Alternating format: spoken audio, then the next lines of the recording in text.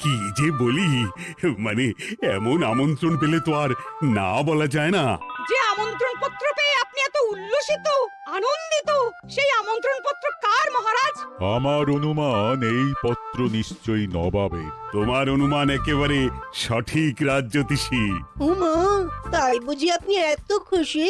সব দেখে শুনে আমারও তো খুব আগ্রহ জাগছে। সে তো জাগবেই, তবে আগে ভাগেই বলে না দিয়ে আমি দেখছি কার কেমন সব চিন্তা ভাবনা মাথায় আসে। খবর তো একটা আছেই মহারাজ, তবে কথাতেই আছে না, যত হাসি তত কান্না। তাই ভালোর বদলে খারাপটাই মনে আসছে যে বেশি করে। বোঝো ঠেলা, সবকিছুতেই খালি ঘেঁটে দেওয়া। সত্যি গোপাল, আজকাল যেন সবেতেই তুমি নেতিবাচক কথা বলো। এটাই তো গোপালের স্বভাব মহারাজ। সে যাই হোক, গোপালের অকর্মণ্যতা টের পেয়েই বোধ হয় নবাব শুধু আমাকে আর মন্ত্রীকে মুর্শিদাবাদে যাওয়ার নিমন্ত্রণ করেছেন। বেশ তো, ঘুরে আসুন না তবে, শুভস্য শীঘ্রম। তবে দরকার পড়লে এই ভাঙা কুলো গোপালকেই দরকারে লাগবে, কথাটা যেন খেয়াল থাকে মন্ত্রী মশাই।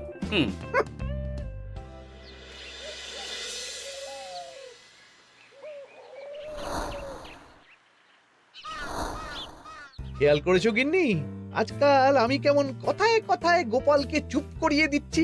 কেন গো, কি হলো আবার?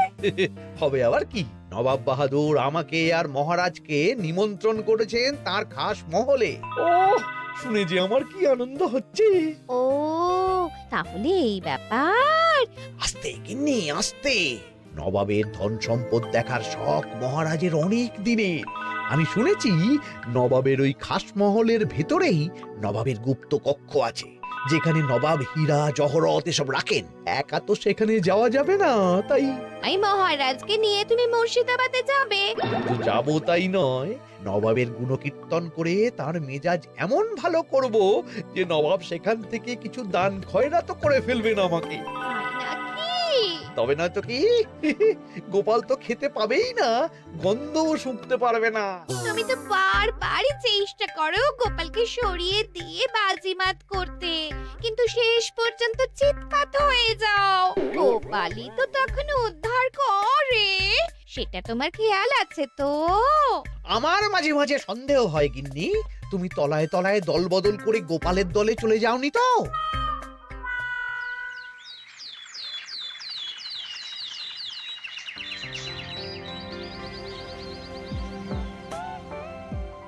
এবার বুঝলে তো দাদু, আমরা কিন্তু তোমারই দলে। ঝালে ঝোলে অম্বলে সব সময় তোমার সঙ্গে সঙ্গে থাকি। তাই যখনই পাই তখনই তোমাকে সেবা করার সুযোগ হাতছাড়া করতে চাই না, কি বুঝলে? তাই বলে পড়া ছেড়ে তোরা এখন দাদুকে হাওয়া করছিস? তুমি বুঝবে না দিদা, দাদুকে শুতে বসতে হাতে রাখলে লাভ আছে। সে তো বটেই, আর তুমি বা শুয়ে আছো কেন? তোমার কি কাজকর্ম কিছু নেই? পড়ে পাওয়া 14 আনার ছুটি কাজে লাগিয়ে কদিন ভাবছি দিব্যি গায়ে হাওয়া লাগাবো, বুঝলে গিন্নি?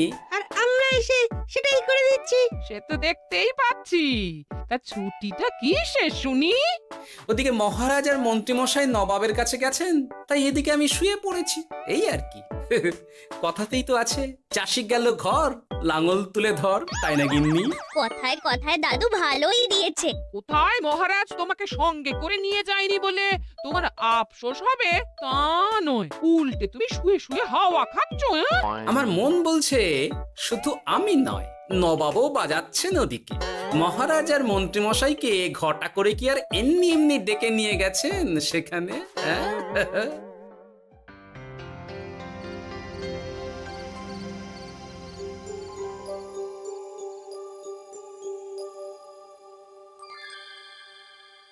ডেকে নিয়ে এসে নবাব যে ঠিক কি করতে চাইছেন সেটাই তো বুঝতে পারছি না। অত বোঝার কি আছে মহারাজ, খাবো শোবো আর গুপ্ত কক্ষে ঢুকে নবাবের সঞ্চয় দেখবো, তাহলেই তো হবে। তাই কি আর হবে কে জানে। না না, জানতে তো আমাকে হবে। এখানে এসে তোমাদের কোনো অসুবিধা হচ্ছে কিনা সেটা আমাকে জানতে হবে না? আপনি কিচ্ছু ভাববেন না জাহাপানা, ব্যবস্থা সব করাই আছে। না না, এমনিতে কোনো অসুবিধে নেই, তবে একটা অস্বস্তি হচ্ছে বটে। আসলে মহারাজ বোধহয় মনে মনে ভাবছেন নবাব বাহাদুর নিশ্চয়ই তাকে ডেকে এনেছেন তার গুপ্ত কক্ষে কত মণিমাণিক্য ধন সম্পদ আছে সেটা দেখানোর জন্য। তাই নাকি? মানে এখানকার হিরে সেখানকার চুনি, অমুক দেশের পান্না তমুক দেশের মুক্ত। শুধু কি তাই, আরো কত কি। হ্যাঁ হ্যাঁ, সেগুলো যতক্ষণ না দেখতে পাচ্ছেন ততক্ষণ মহারাজ ঠিক স্বস্তি পাচ্ছেন না। এই যে কৃষ্ণচন্দ্রের যে আমার ধন সম্পদ দেখার প্রবল ইচ্ছা আছে সেটা আমার ভালো মতোই জানা আছে। তবে সবাইকে তো সবটা দেখাতে নেই, আর সবার জন্য সবটাও নয়, তাই না? তাই কি জাহাপনা? তাই গুপ্ত কক্ষের ভেতরে কি আছে সেটা না হয় না দেখাই থাক। না না, তোমরা বরং খানা পিনা করো গিয়ে, হ্যাঁ বিশ্রাম নাও, উচিত তোমাদের খেয়াল রাখবে, কেমন? এই রে, এটা কি হলো? কি আবার হবে? তোমার পাল্লায় পড়ে মান সম্মান সব গেল। এর থেকে আমার কৃষ্ণনগরই ভালো।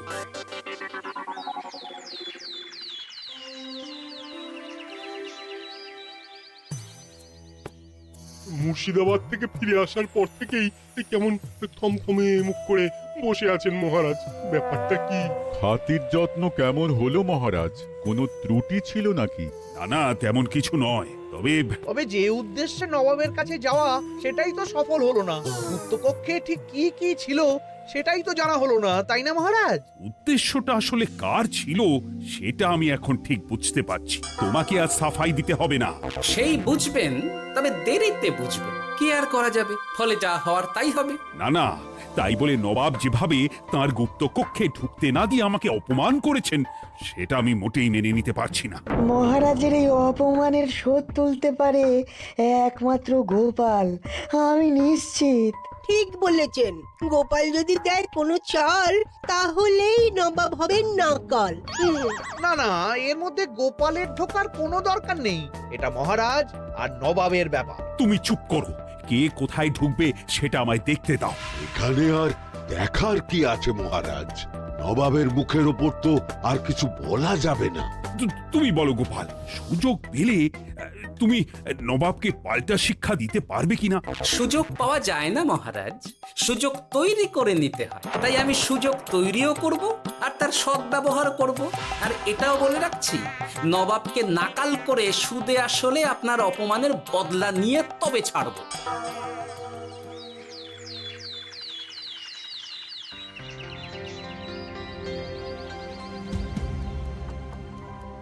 কি হলো জাহাপানা? আপনি যেমনটা চেয়েছিলেন তেমনটাই তো হলো।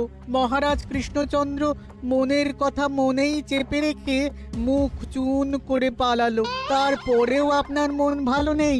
না না হুজির, ঠিক জমলো না। তার উপর আবার এই বেনামি পত্র। সে কি, মহারাজ কৃষ্ণচন্দ্রকে অপমান করে তাড়িয়ে দেওয়ার পরেও জমলো না? হ্যাঁ, আর কোন পত্রের কথা বলছেন জাহাপানা? কে পাঠিয়েছে, কোথা থেকে পাঠিয়েছে কিছুই বুঝতে পারছি না। তবে দু চার কথা যা লেখা আছে এতে, তাতেই তো চোখ কপালে উঠেছে। আমার খাস মহলের ব্যবস্থাপনায় নাকি ত্রুটি আছে, অতিথি আপ্যায়নে বিস্তর গলদ। সেটা আবার 5 কান? এই না মানে 1 কান হলো কি করে?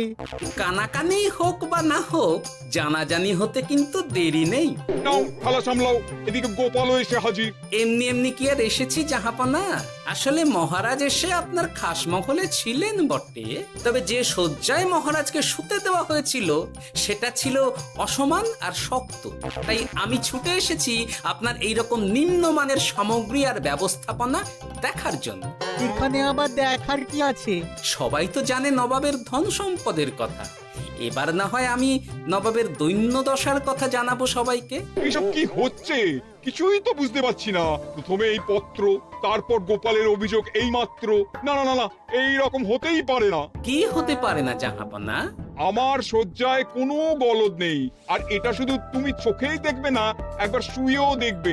আজ রাতটা তুমি আমার খাস মহলেই কাটাবে, আর ওই শয্যাতেই শোবে। হ্যাঁ, এই রকম করবেন না জাহাপানা, গোপালকে বিশ্বাস নেই।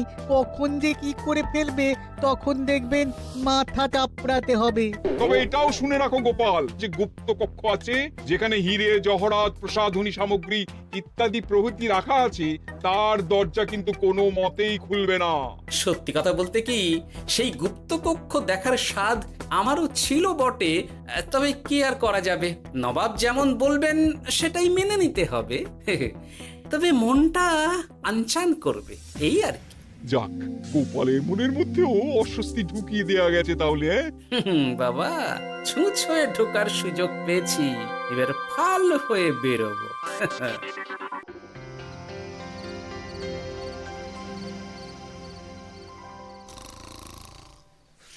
আপনি কিচ্ছু ভাববেন না জাহাপানা, গোপালকে আমি চোখে চোখেই রেখেছি।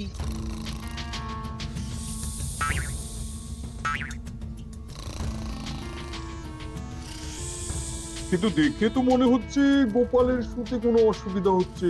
তা কি করে হয় জাহাপানা? অবশ্য কায়দা করে গোপালের মনে যে গুপ্ত কক্ষের ভাবনা ঢুকিয়ে দিয়েছেন, হতে পারে তার জন্যই সে আনচান করছে।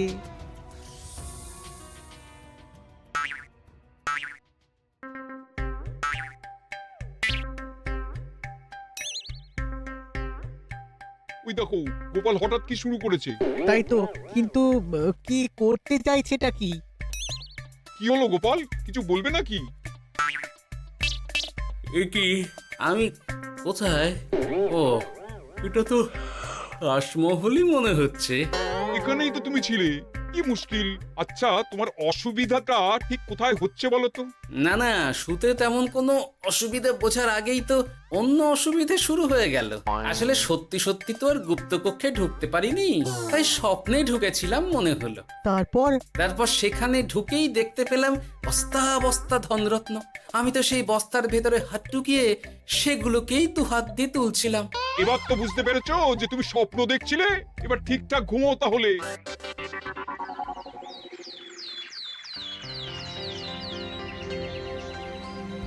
কাল রাতে গোপাল আচ্ছা ঝামেলায় ফেলেছিল। কবে ফেলে না জাহাপানা? আমাকে নিয়েই আলোচনা চলছে মনে হচ্ছে। ভুল কিছু মনে হয়নি। সে যাই হোক, এখন বলো দেখি, খাস মহলের সজ্জাটা কেমন ছিল কাল রাতে? সে আর কি করে বলি জাহাপনা, স্বপ্ন দেখার চক্করে ঘুমের দিকে তেমন মন দিতে পারিনি যে। গোপাল মানেই গোলমাল, আবার বাহানা দিতে শুরু করেছে। তাই বলছিলাম কি, আর এক রাত না ঘুমোলে ঠিক মতো বলতে পারবো না। বেশ তো, আর এক রাত থাকো না হয়, তবে আমারও একটা শর্ত আছে। আগের রাতে তুমি স্বপ্নের ঘরে যা কাণ্ড ঘটিয়েছো না, তাতে জাহাপানা খুব বিরক্ত, বুঝতে পারছো নিশ্চয়ই। বুঝেছি তো, তবে যে কোনো শর্তেই আমি খাস মহলে শুতে রাজি।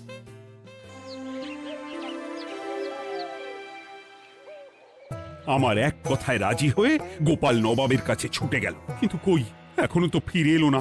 এমনও তো হতে পারে মহারাজ যে নবাব গোপালকে আটকে রেখেছেন। হ্যাঁ, কেন?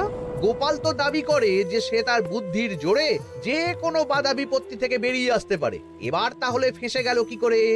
না না, গোপালের কোনো বিপদ হবে না, দেখবেন গোপাল এবারেও ঠিক বেরিয়ে আসবে। হ্যাঁ, গোপাল আসবে হেসে হেসে, মহারাজ দেখবেন বসে বসে। আমার ধারণা কিন্তু যে কোনো শর্তেই নবাব গোপালকে শায়েস্তা করেই ছাড়বেন। গোপাল যখন নিজে থেকে নবাবকে খোঁচাতে গেছে, তখন আঁচড় তো খেতেই হবে। কি জানে নবাব আবার গোপালকে কিভাবে জব্দ করছেন, কি জানি।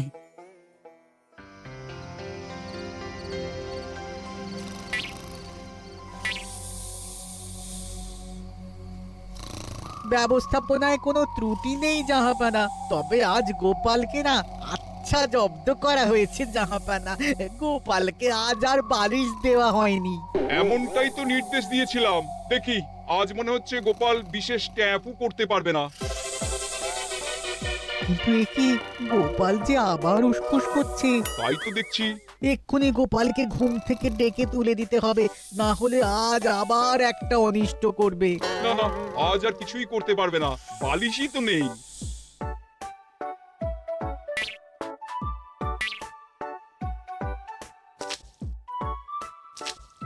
এ কি, গোপাল তো আবার শুরু করে দিয়েছে। ধরো ধরো ধরো, এক্ষুনি ধরো ওকে।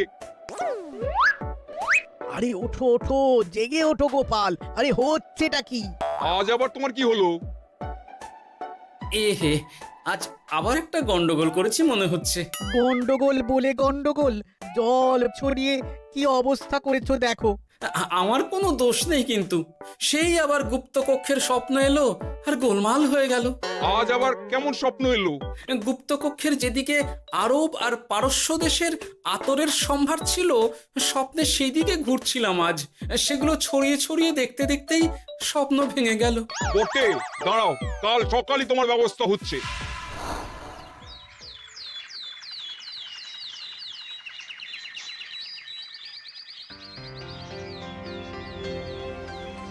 গোপালের বিদায় করার ব্যবস্থা পাকা হয়েছে তো উজির? কি যে বলেন জাহাপানা, আপনি কিছু করতে বললে আমি কি সেই কাজ ফেলে রাখি নাকি? কি ব্যবস্থা করলে শুনি? তোমার তো আবার 18 মাসে বছর। এবারে আর সেটা বলতে পারবেন না। ঘোড়ার পিঠে চেপে এতক্ষণে হয়তো গোপাল কৃষ্ণনগরে পৌঁছেও গেছে। যাক, আপদ বিদেয় হয়েছে তাহলে। সর্বনাশ হয়ে গেছে জাহাপানা। আবার কি হলো? গোপাল তো ওই খাসমহল ছেড়ে যায়নি, উল্টে কোথা থেকে একটা ওই ঢেঁড়া জোগাড় করে এনে ওই সবকিছু ঘেঁটে দেওয়ার চেষ্টা করছে। বোঝো ঠেলা, এবারে নবাবই দেখুক কি করে সামলাবে।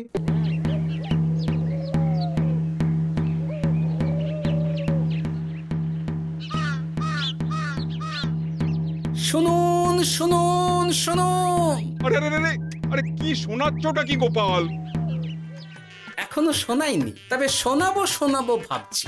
সবাইকে জানাতে গেলে এই ঢাড়া পেটানো ছাড়া আর উপায় কি? কিন্তু জানাবেটা কি? এই যে নবাব যে অতিথিদের ডেকে এনে তাদের নিশ্চিন্তে ঘুমোতে দেওয়ার ব্যবস্থা করতে পারেন না, এটা তো সবার জানা দরকার। কি বিপদ! না না না না, এই বদনাম নিয়ে আমি গোপালকে কোথাও যেতে দেবো না। তাহলে কি করতে হবে জাহাপানা? আজ ও রাতে গোপাল খাস মহলে শোবে। এই তো এবার পড়েছেন গোপালের জালে।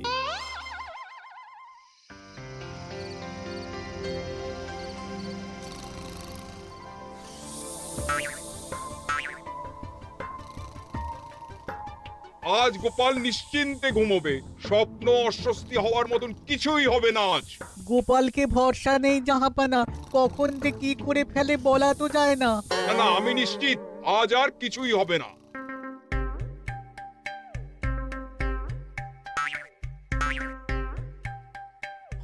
হবে না বলতে বলতেই হতে শুরু করেছে জাহাপানা। আরে ওকে গিয়ে চেপে ধরো এক্ষুনি। ঘুমের ঘোরে আবার কি করছো গোপাল? এবার আবার কি হয়েছে? আবার কি স্বপ্ন দেখছিলে নাকি? কি মুশকিল হলো বলুন তো দেখি।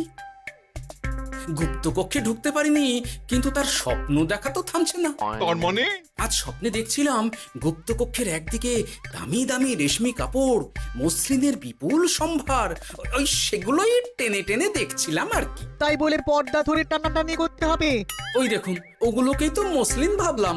না না না না, এবার আমি মনে মনে স্থির করে ফেলেছি এই ঝামেলা থেকে বেরোবার একটাই উপায়, আর সেটাই এবার আমি করব।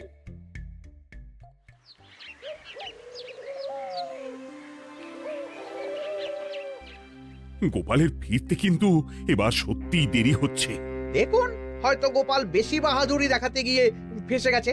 হেসে নয়, এই যে কেমন হেসে হেসেই এসেছি দেখুন। এই তো গোপাল ফিরে এসেছে। শুধু ফিরেই আসেনি, তার সঙ্গে আরেকটা সুসংবাদও নিয়ে এসেছি। হ্যাঁ, সেটা আবার কি? আমার প্যাঁচে পড়ে নবাব শেষ পর্যন্ত বাধ্য হয়েছেন গুপ্তকক্ষ খুলে দিতে, সঙ্গে কিছু উপঢৌকনও দিয়েছেন। ব্যাপারটা ঠিক কেমন করে কি হলো বলো দেখি। বলছি মহারাজ, নবাব বাহাদুর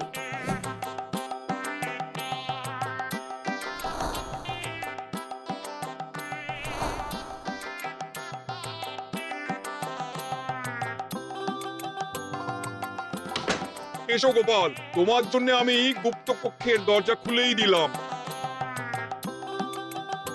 তবে খবরদার, আবার উল্টো পাল্টা স্বপ্ন দেখে ঘুম নষ্ট হওয়ার বাহানা দেবে না। আর কৃষ্ণচন্দ্রকে গিয়ে বলবে তারও আর গুপ্ত কক্ষ দেখতে আসার কোনো বাধা নেই। আর একটা কথা,